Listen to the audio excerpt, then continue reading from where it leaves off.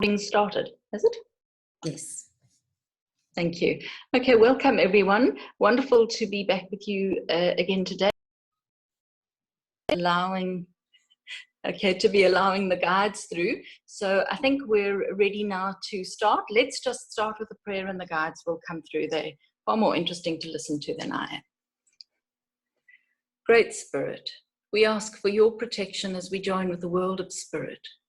We ask that you will bless what we are doing here and open our minds and hearts and lives to the information that can enhance our lives. Amen. So, we greet you once again, beloved friends, and we would say to you that as we draw towards you at this time, you are surrounded by so many in the spirit world who come because they love you. And this is a wonderful opportunity for them to link their energies with yours. And so we speak today again of energy, which is of vital importance. And we would speak to you of how you can more easily link your energy with the energy of peace, so that peace dwells within, so it becomes your core energy, so that you and your life begins to resonate more easily with peace. And we would say to you, if you can use peace from within, then it doesn't matter what is happening without. You can step into that place of peace more easily, and it can be a choice you make. Indeed, we would say it must be a choice you make. So the Lady Berry has questions. Thank you, Cynthia. Wonderful to be speaking with you again. I was thinking about those ways of maintaining peace for ourselves. And is there a specific way that is more useful or more constructive in helping us to find and maintain that inner peace? Well, we would say to you, perhaps an instantaneous thing which can be done and which you should all practice is the breath work. So when you are in any circumstance, instead of responding, whether it be in thought or word or deed, take a moment to breathe in peace. And you will be surprised at how easily it actually changes the energy within you, with an indrawing of a breath and feeling that that breath draws peace and tranquility into your body and your mind. Suddenly you are operating from another level. It is important to try to do a greater in-depth work of meditating to find that peace within you more frequently. But we would say that in the instant where you need to react, just take a breath, an indrawn breath that draws in peace and tranquility, and it can instantly become the change from something where you are feeling perhaps irritable, frustrated, angry, or hot-headed into a place where you have peace within. And you see, you always have peace within. It is trying to get that peace to resonate more loudly than the discord within. Can you understand that? Yes, thank you so much. A lot of our conversation has been around the current changes in the world and the transformation that is taking place due to the pandemic that we find ourselves living in. And I'd like to speak into some of the changes that are taking place. For instance, there seems to be a shift towards a more equitable energy. And I'm interested in particularly how the role of women will be changing. Yes, well, we will say the role of all will change. The role of children changes, the role of women changes, the role of the ordinary citizen changes, because once again, this is an opportunity within your world where power shifts. Just as before, religion and government were one, and it was controlled by fear. Now that has begun to shift, and it will shift again. This is an opportunity where the individual citizens take more control. women have a very important role to play. They always have had. And it is interesting because this becomes what we would call a recurring circumstance. There was a time when women had a greater role to play, but then the power was shifted and taken back into the hands of mainly men in order to actually get rid of what we would call the emotional content. And we would say it is important to have the emotional content, the hard content from women, because it is important to understand that when you act from the emotional levels where there is love, then the action is more powerful. So women now begin to bring what we would call the nurturing control back into the world. And it is interesting because it will start at smaller groups, community type groups, where women will have more control. It doesn't mean that they will have all control. We cannot simply sideline the energy of the masculine. It is just as important, but we need to bring the energy of the feminine up to balance with the masculine now, because both have a role to play. So it starts at community, and we will say that if you watch over the next 4 years, you will be almost startled by how many women take control of governments and governmental circumstances, because that is an energy which certainly this fearful situation is creating. There is the return to the mother and the nurturer. There is also the return to any feminine maternal energy like Mother Earth. There is a greater interest now in Mother Earth because of that maternal feminine energy. It brings balance once again, a greater amount of balance. There must still be the masculine, but the feminine must rise to meet it. Can you understand that? Yes, thank you. And that speaks into a change in the way we perceive and choose our leadership. Could you tell us a little bit more about that? Well, again, what this circumstance is bringing about energetically in your world is teaching individuals to deal with fear and to actually set it aside at a new level by finding a balance between fear and peace. And that has been the difficulty in your world. And you will see that there will be immense outbursts during this pandemic, and they will be creating a greater amount of fear. Fear must continue to rise.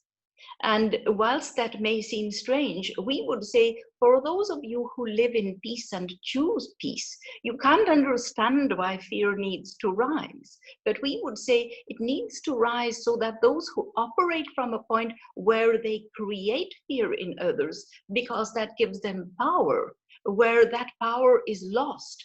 Because if you have been hollowed out deeply with fear, fear begins to take a second place. You see, in your humanness, you can't live with the emotion of fear constantly. Eventually, your mind says, I'm shutting this off now. This is as far as it can go. And however your mind finds a way to shut that off, it will shut it off. But fear must rise to the point where it actually breaks down the power of those who work by manipulating others through fearful circumstances. Does that make sense? Yes, it does. Thank you. As our relationships with leadership and the way we've done things change, and our relationships with each other changing, a lot of the power has been vested in land ownership. And you've spoken about how we'll change our relationship with nature.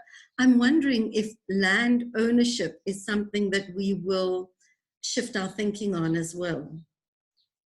Well, it will begin, all right. And if you look throughout your history, you will see that land ownership and power and governmental circumstances have changed to become less individually centered and more community centered. And this will allow that shift to continue. So yes, land ownership will begin to change. You can't change your systems overnight, but we would say to you, there will be many uprisings now as a result of this pandemic. And those uprisings will lead to a change that will shift the power. Ownership of land, it will become more equitable. Completely equitable? No. All right. You can't simply overnight reverse what exists. There are still those in power who will hold on to some power. But certainly there will be a need now to create land for communities, which communities use. And you will see that around the world, community-based ownership of land becomes something which grows and grows, even though it may be owned by perhaps a handful of individuals. The ownership will shift also to include those who work the land. It won't happen everywhere, but there will be communities and pockets of communities that set the standard that will become the norm in time to come. Have we answered that question? Yes, thank you. That starts to give us a picture of the new world that we're emerging into. And you're speaking about community. That leads me to another question, and that is about the role of organized religion. The role of organized religion has also been an enormously powerful influence in history. Will that change? Is that something that we still need? Well, we would say it is becoming less and less appealing. And the reason for that is because religion, or organized religion, like a government, sets too many strictures, too many limitations. It has rules and regulations, and individuals are moving beyond the point where they must listen to the rules of others, where they must rather create their own rules. So that is why organized religion becomes less and less appealing. It is more now about spirituality. And we would say the difference in our definition of religion and spirituality is that the one requires for you to conform. The religion, you must conform to what they set as rules, whereas spirituality says, do what feels right for you. You are being led to where your understanding grows. And that is the difference. You cannot say they are wrong because they do not believe in our way. Remember that there is not one individual, not one group on your earthly plane that has a true understanding of the concept of the Creator, Great Spirit. Usually, because of your perception as human, you consider this to be a human figure. Even those who come from spirit represent themselves to you as human figures. Though there are no human figures in spirit, there are no human forms. The form is that of energy. And that is a very important aspect to learn. One thing we would want to touch on at this time is perhaps the greatest fear of all, and that is fear of death, for either yourself or for those you love.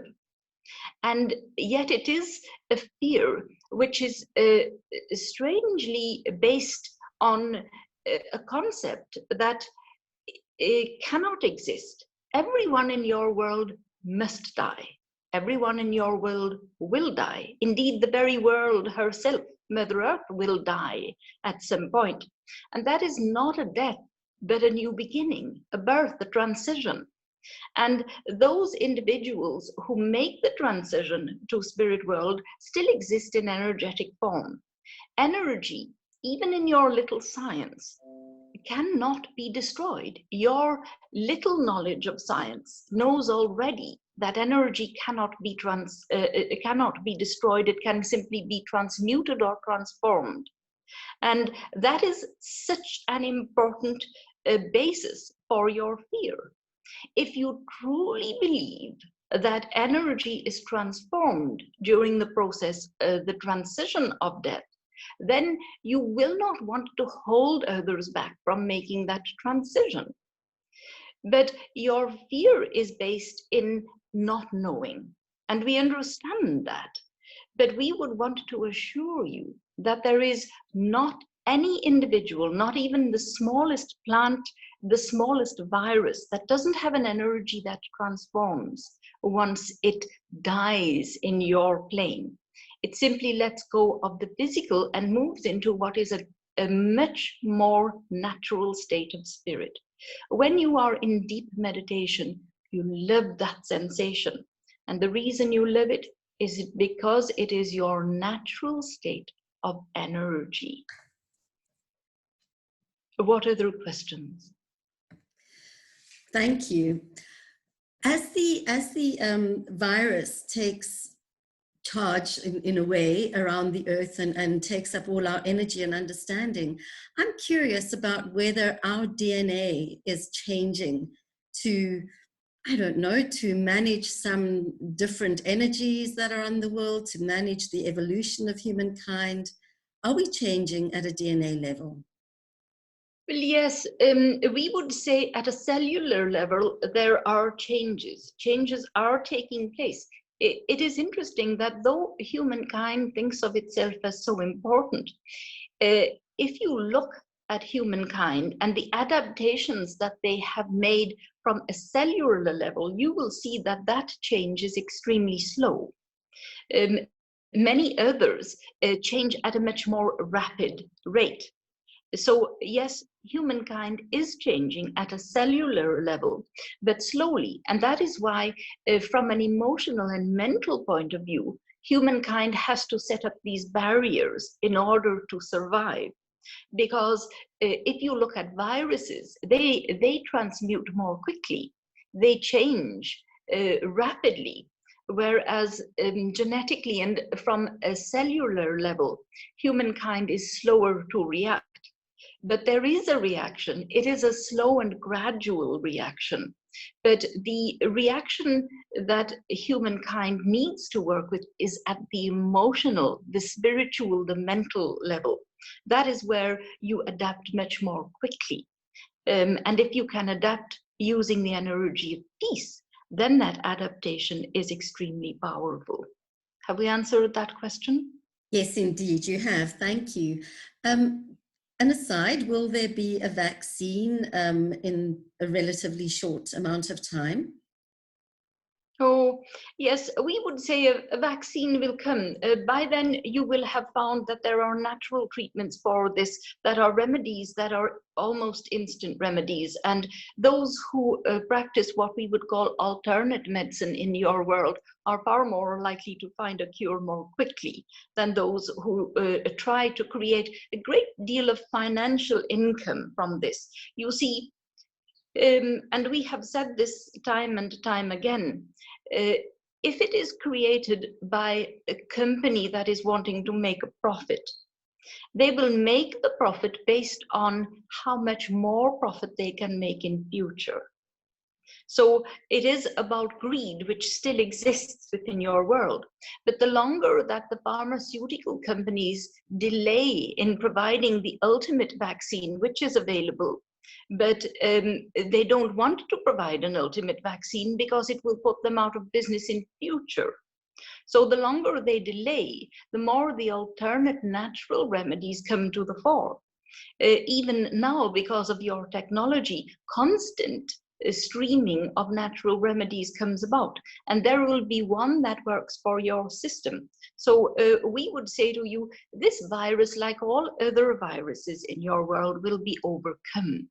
Yes, there will be those who make the transition because of it. There will be those who become physically weaker because of it. But there will be many who create within their very own systems what is the antibody for this virus, and they will fight the virus off in that way. It won't decimate your world. It certainly will give many the opportunity to make the transition of death. But that is as it should be. You can't stop death. You are not meant to. It is a transition that is essential. You understand? Yes, I do. Thank you so much. I think that it's time for us to open to the floor at the moment, but I'm struggling a little bit with the group chat. There are theories that there are darker forces in powers of position who desire humanity to be ignorant and fearful. Is it worth becoming active in disseminating information to the population? Oh, I've just lost that little bit. Oh, is it worth becoming active in disseminating on information to the population about these theories? For example, health effects of 5G, food contaminated with pesticides, or media brainwashing, or does this just aggravate the fear energy? Well, it depends on who you speak to. Each individual, if they operate from a place of peace, is not activating that fear. But um, you are following what is your natural need, your natural tendency to operate from your natural energy and vibration. So we would say to you, the fear is there and it must be, all right?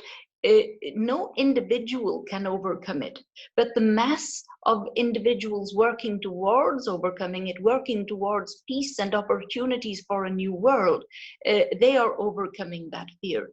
The others must have that fear to bring about the change. Without that fear, this pandemic would have very little effect in your world. The fear has been essential in helping to create the transformation. All right? Thank you. The question is, will animal cruelty come to an end? No, not in your world, not in your lifetime. In time to come, there may be less, but any kind of cruelty is all about power, and it is about greed for power. So abuse of those who are weaker, whether it be older people or children or smaller built people or those with less, whether it be animals, and quite frankly, whether it be plants, there is cruelty. And you all practice cruelty to a certain extent. So we would say to you, it is certainly sad to see an animal or a person or a plant being abused, but we would say to you, therein lies the learning. If you have lost someone through a great tragedy, you have had the opportunity to learn a great deal and grow and expand your energy from a spiritual and emotional level. And therein lies the learning. If none of those great tragedies in your life had occurred, you would be a shell of who you are today. Yes? Thank you. The next question is, what can you tell us about changes to the education system? And I'm going to combine this with another question that came in regarding what is the purpose of our children growing up in this time? What are they learning? So the education system and the children. Well, children will learn what they are being encouraged to learn, as they always have. But at this time, the learning is all about how to become more independent and to live within community, independent of controlling, governing the circumstances, but also to live as one in community in a peaceful world. So it is about the children will adapt more easily than the adults. The children already see the opportunities that adults do not. And if you take the time to listen to the children, if you give them the opportunity to speak about what they think will happen and listen to what they say, they have a very clear view, many children, of what will happen, much more clear than adults have. So yes, education is changing, and it will, as it breaks the power of governments and changes everything economically, it will change what children need to learn. And the learning system or the education system at this present time is flawed in that it does not address emotional issues for children. In fact, it doesn't address emotional issues at all. And we would say it is important that that becomes part of the curriculum. Psychology is something that is learned perhaps at a post-school level, but it should be taught at school level, because it is more relevant than anything else because you are all based on your psychology, your emotional responses. It should be an essential part of every single curriculum around the world. All right? Yes, that is helpful. Thank you. The next question that came in is, could you explain to us what are and what's the point of multiple timelines? Well, multiple timelines, we assume that you are speaking of your world and parallel worlds. And if that is the case, we would say to you, time in your world is very different from time in spirit world. There is what you may consider to be time in spirit world, but it certainly isn't the same. And we would say, again, it reverts down to the basics of energy. If you have control of energy, you can slow down time for yourself. Because if you are at a much more peaceful place within your life, without that frantic need to rush, then time will be able to appear much more controllable to you. So everything goes down to where your energy is. If you are trying to live at a pace that is so fast that you can barely take the time to breathe, then you are living past yourself. You are trying to do everything in the fast lane where you can't see the beautiful energy of everyone else around you and everything else around you. Timelines, if you are speaking of all of that, it is a science beyond your understanding. In different planes, there are different energies of time, but it is all about your own perception, your own energy, what you draw towards you, what you vibrate with. More than that will require a great deal more time for us to try and explain. All right? Thank you. Perhaps that's a subject for another day. I'd like to ask, I have a question from somebody who's asking about people who have moved to different countries, perhaps shortly before the virus arrived. Is it ideal to be making such a big move at this time? Should people be considering coming home to where things are more familiar? Could you speak into that? Well, we would say to you, movement now around the planet is inevitable, because making a move brings to you a new energy. And if you cut the habits from the past by changing where you stay, you will find that you can more easily create a new world for yourself. There are too many habits from the past that you get stuck in. You understand that? Yes, I do. Thank you so much. And perhaps time for one last question. Is reincarnation real?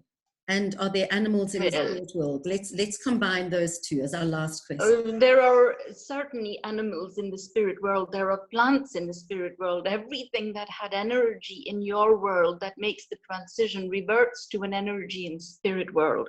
So there isn't a heaven for people, and there isn't a heaven for animals. There is only a heaven. And that is the spirit world, and it contains every possible energy you can imagine, not only from your world, but intermingling with other galaxies and worlds as well. So yes, in a spirit world, it is vast. There is so much to do. And we would say to you, we are often asked about reincarnation, and we would say that in the 2,800 years that we have been back in spirit after having lived on your earthly plane, we have never once seen anyone reincarnate into your world. Why would you want to go back to that world of chaos and turmoil? Have you not had enough? Have you not learned enough? The teachings of reincarnation are based on the religious beliefs of fear. Your creator, Great Spirit, does not think that you have messed up your life. Indeed, everything you have done was planned by Great Spirit. So you have not failed. You have absorbed the knowledge that you needed to. You will take it with you and process it in spirit world using memories and emotions. You will process everything, expand your energy, grow and learn.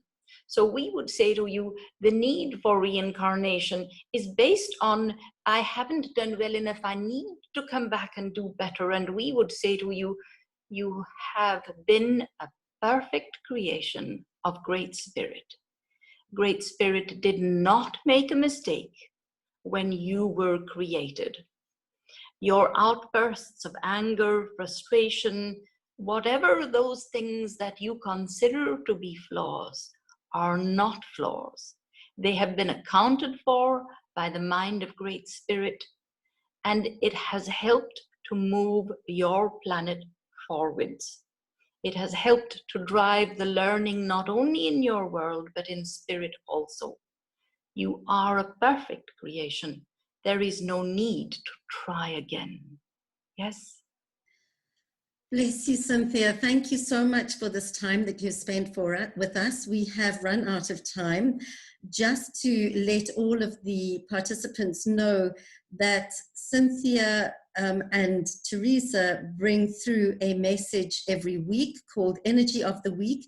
If you would like to receive that Energy of the Week, it's 100 Rand a month, and you can get onto that database by sending an email to energyoftheweek@teresawalstra.com. You're welcome also to just email me or send me a message if you would like that. I am going to keep any questions, and we will look at using those questions at a later date.